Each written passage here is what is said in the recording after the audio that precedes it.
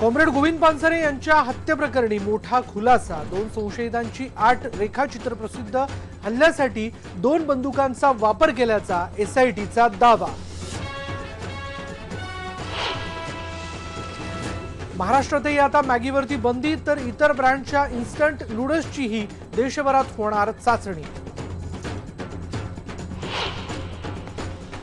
दुष्काळग्रस्त शेतकऱ्यांना सरकारकडून दिलासा नाहीच, शेतकऱ्यांना मदत करू पण सरसकट कर्जमाफी नाही, अर्थमंत्री सुधीर मुनगंटीवार यांनी केलं स्पष्ट।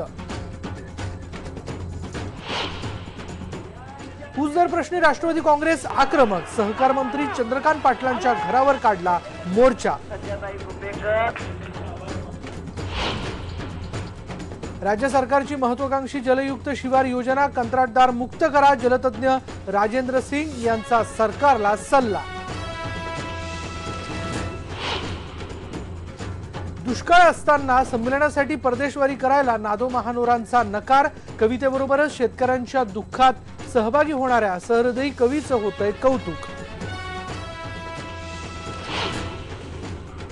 पंतप्रधान मोदींच्या पहिल्याच बांगलादेश दौऱ्यात सीमा करारावर स्वाक्षऱ्या, 41 वर्षांपासूनचा भिजत पडलेला सीमा प्रश्न सुटायच्या दिशेनं महत्त्वाचं पाऊल। दोन्ही देशांमध्ये 2 बस सेवांचाही केला शुभारंभ।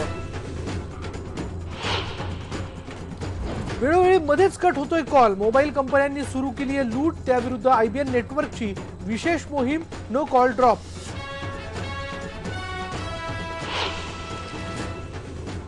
आणि किल्ले रायगडावर तारखेनुसार साजरा झाला शिवराज्याभिषेक सोहळा, शिवभक्तांची अलोट गर्दी।